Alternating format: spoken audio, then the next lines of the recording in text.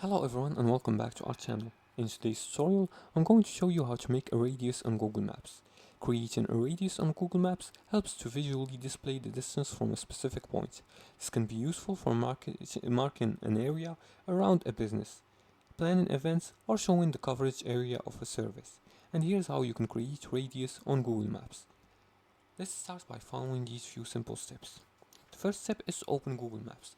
Now if you're using your desktop, just open your browser and type in Google Maps, maps.google.com, and go to the website.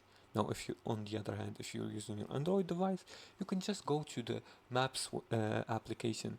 If you haven't already installed it, just look for it in your in Play Store or App Store if you're using an iOS. The second step is to use Google Maps. To create a radius, you need to use Google My Maps. And to do that, just go to Google My Maps and create a new map. And by clicking on Create a New Map button and add a marker for your starting point. Now after you add a marker for your starting point, locate the point on the map where you want the radius to start.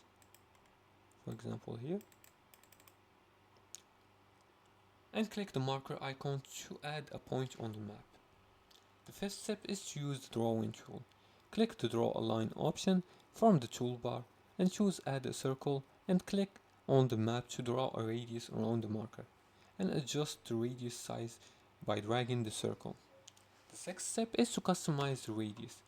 You can change the radius size by editing the distance in the circle's properties and choose different colors or styles for your radius to make it stand out.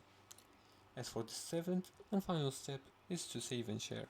Now after drawing your radius, click save and share your custom map via link or emd code.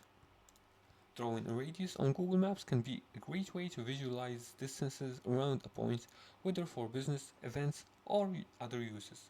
It's a simple and effective tool for showcasing important areas interests on the map.